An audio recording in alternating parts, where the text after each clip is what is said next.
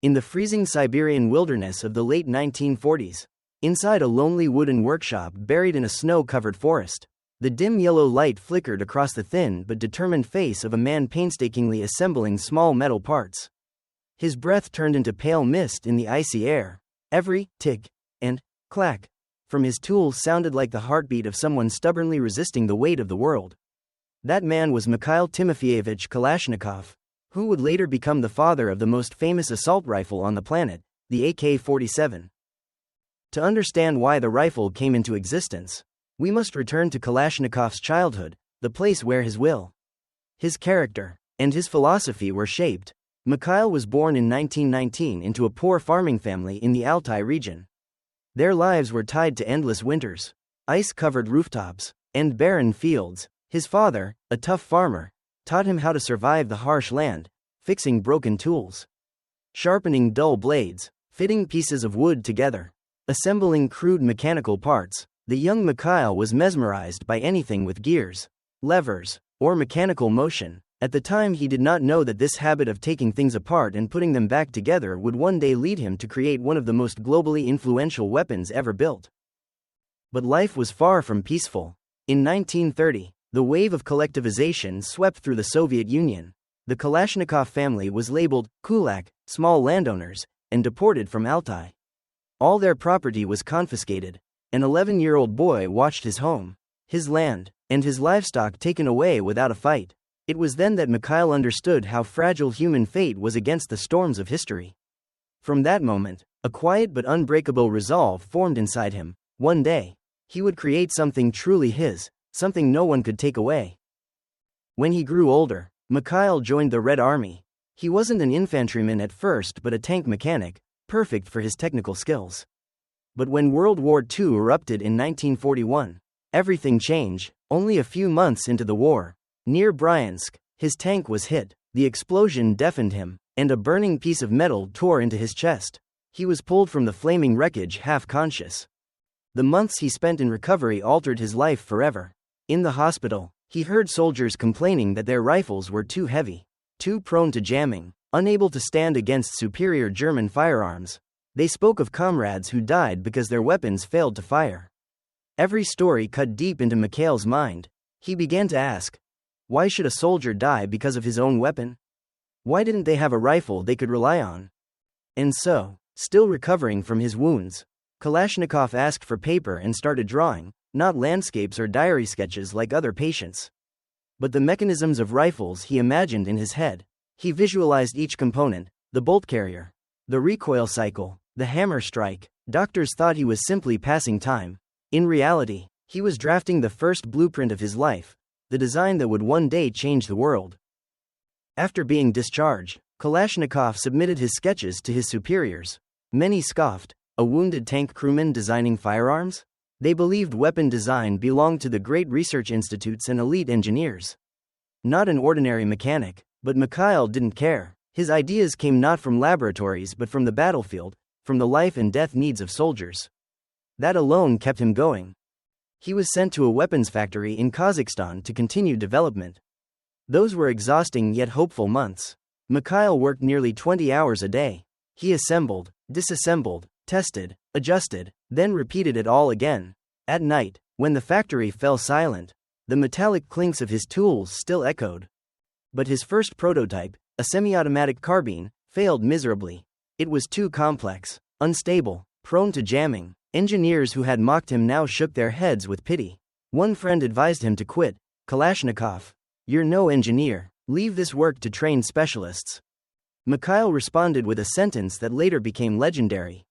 I conceived it, I must finish it. Failure did not break him. Prototype after prototype failed, the second, third, and fourth, but each failure only made him more determined.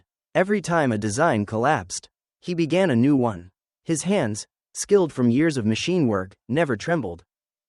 In 1943-1944, the Germans introduced the STG-44, the first true assault rifle in the world. It was light, fast-firing, powerful, and flexible. It could shift the balance of war. The Soviet Union realized they needed an equivalent, or better. They launched a massive design competition, attracting top institutes and renowned engineers. Kalashnikov, The self-taught tinkerer was suddenly an outsider among elites. But he possessed something they did not: real combat experience.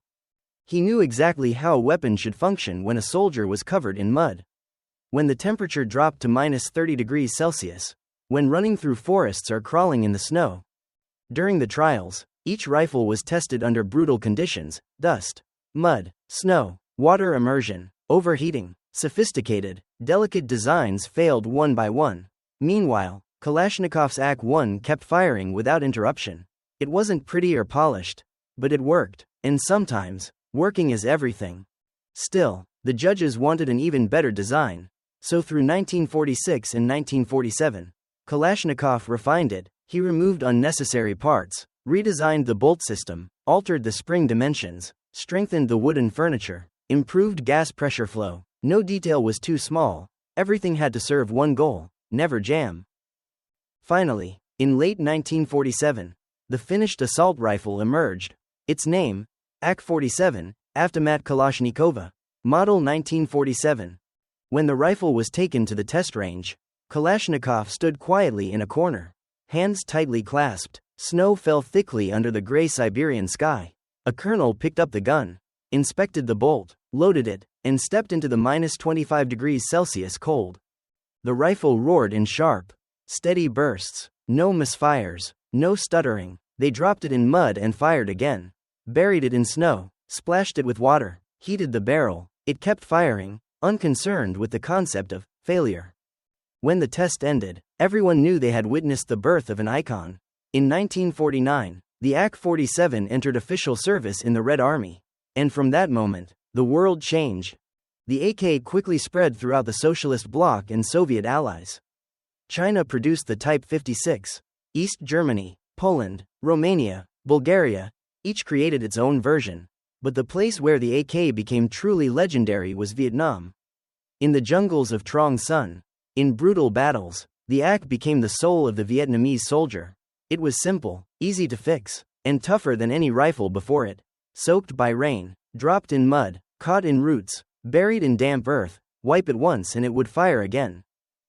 Many American veterans later said, "If you want precision, choose the M16. If you want to survive, choose the AK-47." From the Korean War to Afghanistan, Iraq, Syria, Angola, Mozambique, the AK appeared wherever conflict existed. It became a symbol not only of war but of resistance, survival, and sometimes freedom. In Mozambique, the AK even appears on the national flag, a distinction no other weapon in human history has ever achieved. Yet despite its fame, Kalashnikov, the inventor, never became wealthy. He received no royalties, though more than 100 million AKs exist worldwide. In the Soviet Union, all weapon designs belonged to the state. Mikhail lived modestly in a small apartment in Izhevsk, continuing to work at the factory until the last years of his life. He once said, "I created the AK to protect my country. I never thought it would be used for anything else." But this weighed on him. In old age, he began to feel guilt. He knew his weapon saved millions, but also took many lives. In 2013, he wrote to the Russian Orthodox Church asking, "Is my conscience stained? Am I guilty for having created a thing that kills?" A priest replied, "The sin does not lie in the tool. The sin lies in the one who uses it." It was his final comfort before Mikhail Kalashnikov passed away on December 23, 2013, at the age of 94. His funeral was solemn. Veterans raised empty AKs to form an honor guard. They weren't just bidding farewell to an engineer, but to a part of history. Today, even as warfare evolves and modern technologies emerge, the AK-47 remains, still manufactured, improved, and used in more than 100 countries. Not because it is the strongest or most accurate, but because it embodies a philosophy: simplicity for survival. A weapon created not to showcase engineering brilliance, but to save soldiers in the harshest conditions. If the 20th century has a non-human symbol, it is the AK. It transcends function to become part of humanity's memory, painful at times, heroic at others, but always real. The story of Kalashnikov and the AK is thus not just the tale of an invention. It is a story of perseverance against hardship, of the desire to protect comrades, and of the moral weight of creating something that brings both life and death.